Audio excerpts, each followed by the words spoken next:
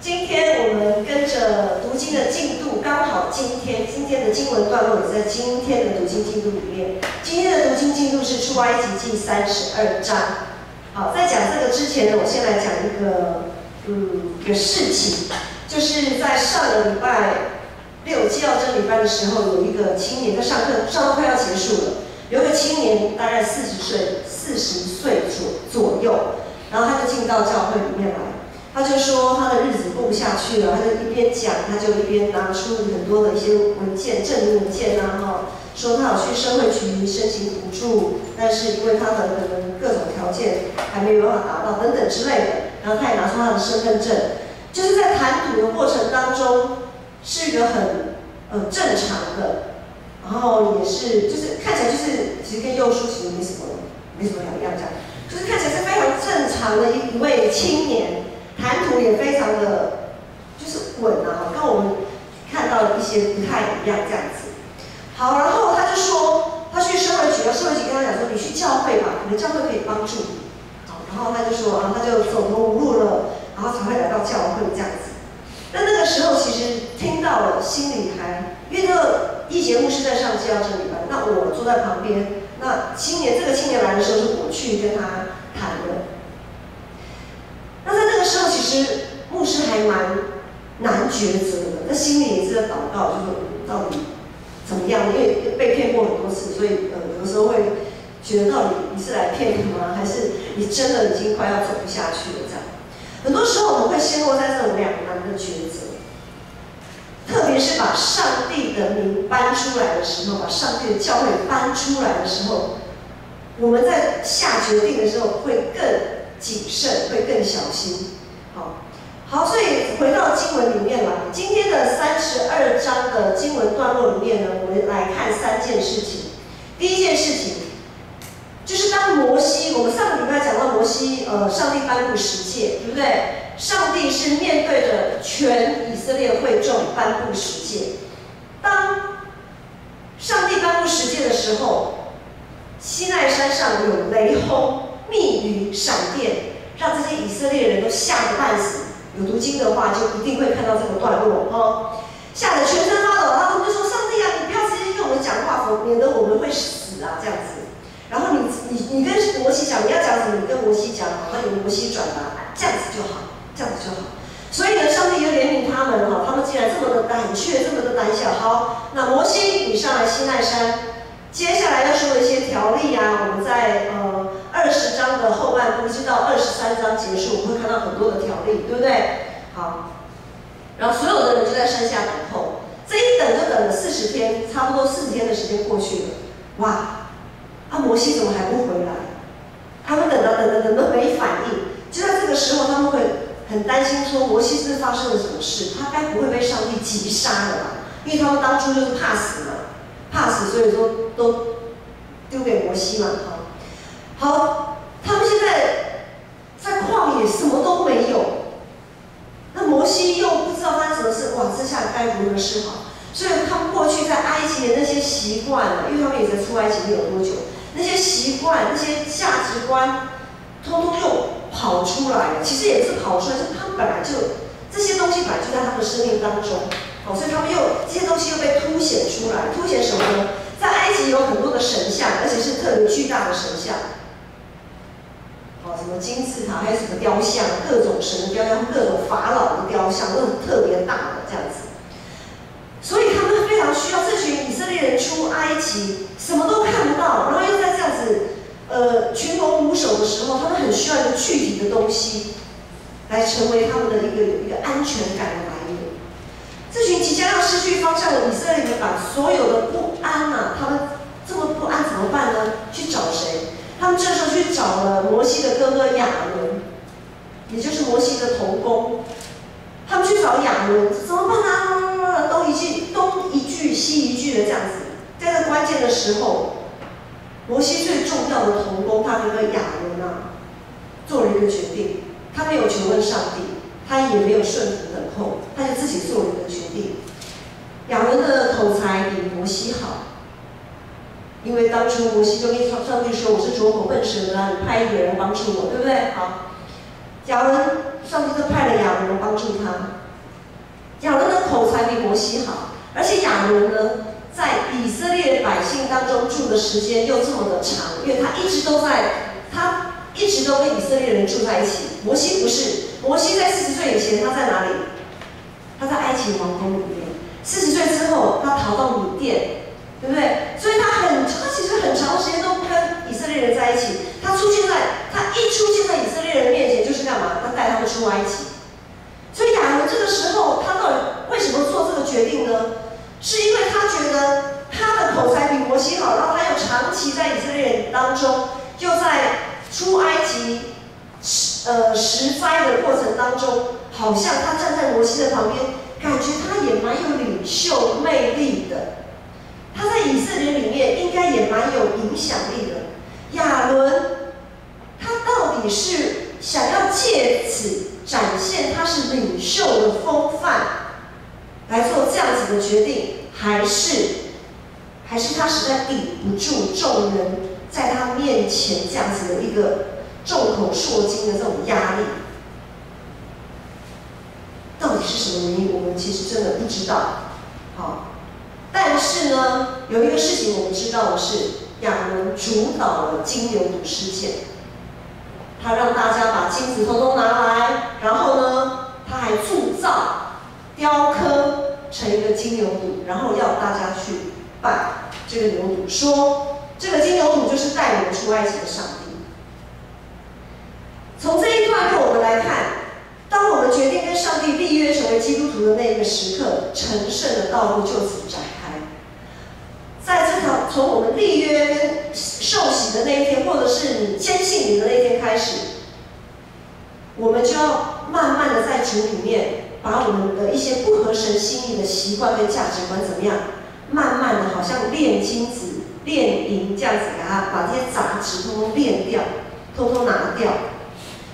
我们要不断的跟过去的那一些不好的、不合神心意的习惯、价值观拔河，在拔河的过程当中，我们是不是可以定睛在上帝的身上？只要我们能够定睛在上帝的身上，通常我们是会可以赢的。可是往往我们都会因为拔太久了，一路上成圣的道路很长我们的坚持力、我们的那种耐受性、抗压性，有的时候高高低低，没有办法持久。所以在过程中，很多时候我们会把自己当成上帝，会把自己当成偶像，会以自己的心意、自己的想法去行动、去做的时候，那我们就在上个礼拜所说的，我们就直接就犯了第1戒跟第2戒，因为上帝说，除我以外，你不可以别有上帝，不可为自己雕刻偶像。可是往往我们自己就是那最大的偶像，特别是在现在充满挑战的一个世代，变化的速度非常的快，没有什么时间等你下决定。很多时候你到当机立断马上下决定，可是呢，我们特别有的时候，上帝要我们等待，不要像这些以色列人无法等待，然后就自己看着办这样子。如今在这个大环境里面，很多事情也挑战我们对上帝的信心。特别是我们好像怎么祷告上帝都没有回应的时候，找工作啊，或者是身体不舒服生病的时候，怎么祷告上帝都没反应的时候，像以色列人在漫长的等待过程当中，我们对上帝的信心就很容易动摇，我们就很容易把我们的眼光从上帝挪开。再讲到那一位来到教会的青年，他好手好脚，其实整个人真的是很正常的一个人。他失去了人生的方向，他可能失落了被造的身份跟价值。他到底是来教会找出路的，或者是说他真的是来教会？他说他拿出一些证明说他有找工作，只是在这个求职的过程当中，他已经过不下去了。好，希望教会能够帮他，至少把这一段求职的这一段日子可以有饭吃，这样子。他是真的来求及时的帮助的呢，还是来欺哄上帝？在那个当下，其实真的很难判断，很难判断他内心的一个状态。所以后来呢，我跟一杰牧师就很有默契的，我们就交换，就是他就带着这个青年到警察局，我们就说我们去或许警察局可以有一些方法，有一些管道可以让你可以得到一些及时的帮助这样。那我就来继续带基要真理，反正基要真理也快要下课，我就跟他们大概解释一下刚才我跟那位青年到底谈话的过程是什么。然后我们就做了一个祷告，我们就为这个青年祷告。就如果这个青年真的是需要，当下他真的需要这个救急的钱，好，那么主你就调动万有，让他可以得到这个及时的钱。但如果他真是来骗的，因为真的太多，我们教会一楼很多那个游迷各种的都很多出现这样子的。如果他真的是来骗的，那么也求主翻转他的生命，改变他的生命，让他可以看见自己的价值，让他可以重新过一个正确的人生。这就是我们要当我们碰到一些事情的时候，我们是不是可以以上帝为中心这样子祷告？好，再来我们要看这段经文的时候，我们来看到，当时摩西在山上，因为上帝就把摩西召上山了，对不对？然后呢，上帝就在山上跟摩西说：“你山下的那群人啊，你的同工啊，你的伙伴们，他们已经败坏了，他们在拜金牛犊。上帝已经知道了，他把这件事，因为摩西不知道，他看不到，一个在山下，一个在山上。上帝这样跟摩西讲，然后上帝就说：我要把这一群败坏自己的以色列人通通毁灭。然后摩西，你就另外立你成为大国。当初，上帝这句话是上帝对亚伯拉罕说的。在之前我们在读创世纪12章的时候，上帝对亚伯拉罕有很多的应许，对不对？其中一项就是说，我要让你成为大国这样子。哇，这个时候上帝要摩西取代亚伯拉罕的地位，他要再一次的把这些败坏的人通通毁灭，然后另外把高举摩西，让他立成大国。这么大的祝福，这么心动的恩典，摩西没有因为这样的高兴，因为他知道上帝是怜悯的上帝，是体贴的上帝，是信实的上帝。他知道这绝对不是上帝的本意。我们来看今天的经文，然后呢，他就做了这样子的祷告。他当下就对上帝恳求说：“摩西便恳求耶和华他的上帝说：主耶和华，你为什么向你的百姓发烈怒呢？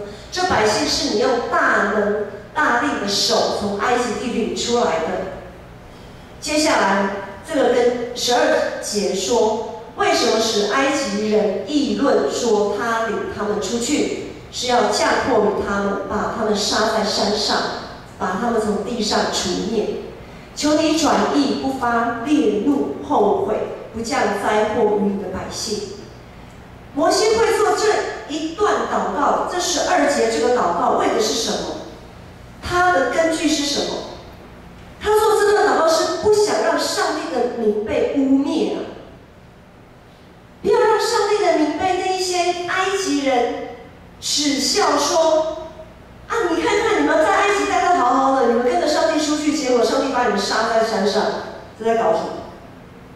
你们的上帝很可笑，大费周章，只是为了在山上把你们杀死。”他为了不让上帝的名被污蔑，所以做了这样的祷告。然后我们看13节，他继续祷告说：“求你纪念你的仆人亚伯拉罕、以撒、以色列。你曾指着自己起誓说：我必使你们的后裔像天上的星那样多，并且我所应许的这全地必给你们的后裔，他们要永远承受伟业。”他知道上帝是信实的上帝，他说到做到。他一旦应允了、答应了，而且都已经立约了，他就会做到。所以他是根据他这一句的祷告，是根据上帝的信实，他识上帝，摩西非常认识上帝。然后接下来我们看第14节，于是耶和华听了摩西的祷告，于是耶和华后悔，他转意，不把所说的祸降于他的百姓。这是上帝的怜悯，因为摩西会做这样子的祷告的动机，他背后的动机就是知道上帝是信实的上帝，是怜悯的上帝，是会乐于给人机会悔改的上帝。果然，上帝他回心转意了。我们看到摩西的祷告完全是以上帝为中心，他完全没有考虑自己的立场。上帝这么大的恩典，这么大的礼物要给他，那些摇八叉的百姓，不要理他们，通通毁掉了，重新开始了，通通恩典，通通给你，我要给亚伯拉罕的，通通给你。哇，这么大的恩典！但是摩西并没有，他不是为了自己，他从来没有为自己，他都是为了上帝，为了别人。他是以上帝为中心的，没有考虑到自己的立场。那我们呢？通常我们祷告的立场跟祷告的根据是什么？在上礼拜我们讲十诫之后，我不知道大家是不是有警醒？我们比较多是为了自己来祷告，还是为了可以满足上帝的心意来祷告？当上帝给我们许多的恩典的时候，我们是不是可以说，我们是不是就好像乐不思蜀？哇，恩典好多好多，我自己好就好了，然后别人怎么样？我的肢体，我的同伴如果还在受苦当中，不关我的事啊，那是他自己要跟上帝，那是他自己要跟上帝去解决的事情，就是他跟上帝的问题，我也没办法。各顾各的呢，还是我们可以像摩西一样，为了别人，为了上帝来祷告？在教会里面，我们常常会听到一些事，看到一些不妥当的事情或状况，就好像摩西，当他听到上帝这样跟摩西讲说：“你的百姓都败坏了。”这个时候，我们会以讹传讹，还是我们就跟着一起，跟像摩西一样，可以为这些人事物来祷告，而不是在别人后面一直传话出去。这是我们要学习、要警醒的。我们要学习摩西的祷告。再来，这段经文里面，就是这个段落，这32段是今天要读的经文进度里面，我们要再学习的就是，当摩西为这群以色列人祷告之后，他下山，然后呢，他跟约书亚两个人就在那边听，怎么营中好像有一些声音非常的热闹啊？他们猜，怎样都猜不到，这一些败坏的百姓就在敬拜金牛犊的过程当中，放纵自己的情欲，任由自己高举金牛犊，拥抱世界。哇，这个时候摩西怒气大发作，他非常的愤怒，他亲眼听到、看见上帝所说的，果不其然，而且在他祷告之后，居然还是这副景况。他知道他们跟上帝的立约已经破碎，所以他狠狠地把两个法板摔碎，就代表这个约定已经毁坏了。他在那个当下，他明白上帝的痛，毫不迟疑的，他选择站在上帝这一边。他不像亚伦，只为了讨人的喜悦，不敢得。亚伦真的是只为了讨人喜悦，不敢得罪人，不敢讲，什么话都不敢讲，就由着那些人，跟着那些人一起败坏。但是摩西不是。摩西当机立断，随即下令也是在32章的段落里面，他说：“凡属于耶和华的都到我这里来。”现在给你们一个选择了，凡属于耶和华的都到我这里来，不然的话，只要你们不愿意来，你们就是自取灭亡。后来在圣经的记载里面，所有利未子孙都到摩西那里去聚集。然后摩西就下令吩咐他们走遍营中，把那一些还是硬着颈象不归上帝的，通通除掉。或许我们会发现，摩西在山上祷告的时候，跟山下好像判若两人哎，对不对？他在山上的时候还在为这些百姓祈求啊，哎呀，上帝啊，你就怎样怎样等等之类的。可是，在他祷告之后，哎，下了山，哇，怎么这么生气？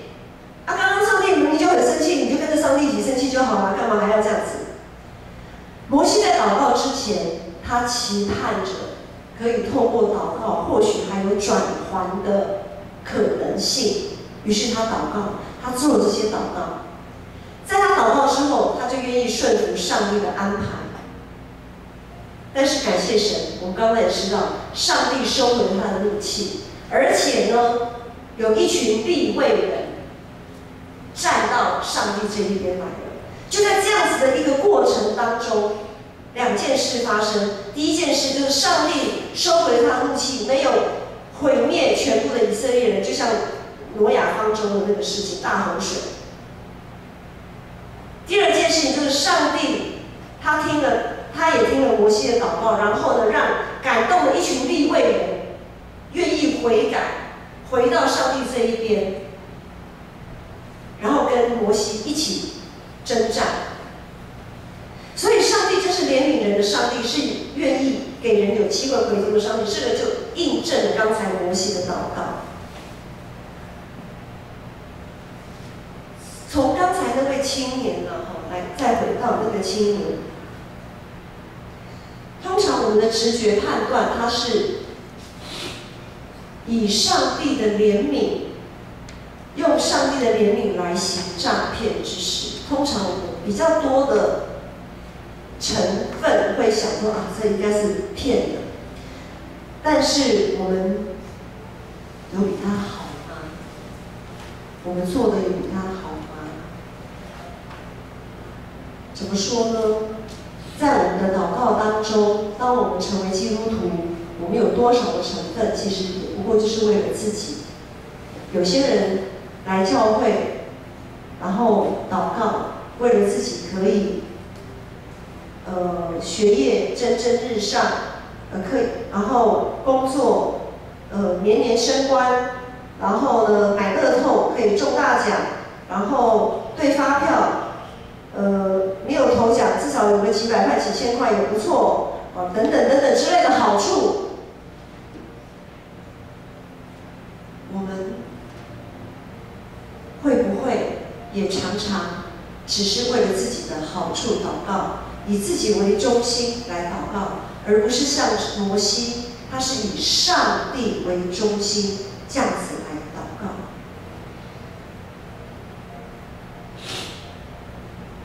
上帝的名被糟蹋，对我们来讲，我们会愤怒吗？别人如何，我们会在意吗？如果上帝的名如何，我们不在意；别人如何，我们也不在意。我们只要自己好就好。那么，我们跟那位青年又有什么两样呢？我们跟那位青年又有什么两样呢？不过就是借着教会，借着上帝之名，怎么样来满足自己而已。当我们在面对这个充满诱惑、冲突与无奈的生活当中，摩西的祷告真的是一个相当重要的提醒。当我们面对一些事件，我们真的是要学着以上帝为中心来祷告，要以上帝的角度来祷告。不是为自己，而是为他人。然而，当祷告之后，情况仍然失控的时候，我们也要以上帝为中心，是要讨神的喜悦，不是讨人的喜悦，要立马采取行动。如果这个事情已经败坏到一个程度，我们真的要立马采取行动。我们讲的该讲的，我们提醒的该提醒的，最后我们要立马采取行动。不能让这样子的情况再继续恶化下去。当然，要做到这个地步真的不容易，不容易。我们看见我们的教会，我希望以后牧师在讲到教会的时候，我们不要很狭隘的想到我们建成教会。所有上帝的名在他的面前受洗，归入他名下的属他的儿女，这都是教会。我们要想得更宽广一点。为什么我们基督徒的比例始终是如此而已？为什么我们总是活不出生命的见证？可能是从我们的基础，我们的祷告就出了问题。因为我们最可以随时都做的一件事情就是祷告，不管你的恩赐是什么，你可以做的就是祷告，是基本一定可以做的。可是为什么我们还是好像一直以台湾来讲，以长老教会来讲，从马街来台湾宣教已经150-160年了，为什么好像还是有被加过没错，但是这个过程当中，从那个时候开始好像就一直在原地踏步的感觉。其实很多时候我们的生命都一直在快要走歪，因为我们始终无法以上帝为中心，我们总是会上帝太难等了，很难等，我们也没那个耐性，等着我们就以自己为中心了。很多时候我们会偏颇，但是感谢主，很多时候当我们快要失手的时候，是圣灵早已用说不出的叹息为我们代求，好像我们可以透过圣灵宝贵师的帮助，让我们警醒。无论是透过主日的讲道，还是透过团契的分享，还是你自己个人的灵修，还是你平常常常与主亲近的过程当中，圣灵提醒我们，哎呦，好像不对，要赶快回正过来这样子。感谢主，让我们因为圣灵的代求，也让我们可以像摩西一样，有机会可以像摩西，也应该要像摩西一样，站在那个破口，成为代祷的勇士。不是只要自己好就好了，而是我们身边的基督徒都好，然后再扩散出去，像那个涟漪一样，一直一圈一圈往外扩散出去。就像我们今天读的新的诫命，如果我们彼此相爱，众人就会知道我们是耶稣的门徒。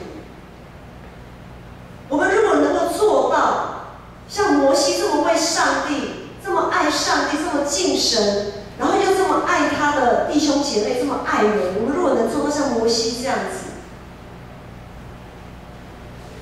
我相信上帝的国度不会只是如此而已。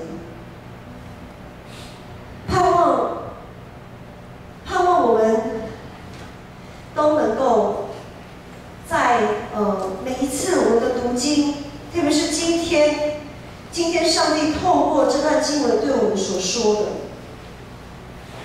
我们都可以像摩西成为代祷勇士，也可以像那群利未人，当圣灵用说不出的叹息为我们祷告，或者是他感动其他的肢体为我们祷告的时候，我们可以像那些利未人，坚定的赶快回头悔改，选择站在上帝这一边。我们人生当中有很多的目标，求学有目标，工作有工作的目标，但是有一个目标是不变的。很多目标我们都可以改变，我有一个目标是不变的，就是我们的神。我们的上帝是亘古不变的，他一直都在那里。我们只要专心一意的，不要看东看西的，我们就可以得到那个应许，我们就可以得到那个应许。我们一起来，起立来唱这首诗歌。我们要来看见，我们要看见，我们真的要渴望看见上帝国度的降临。当我们与圣洁的上帝交通的时候，我们也要让自己成为圣洁，透过圣灵，透过耶稣基督的宝血，我们的救赎绝对不是偶然的。我们等候主。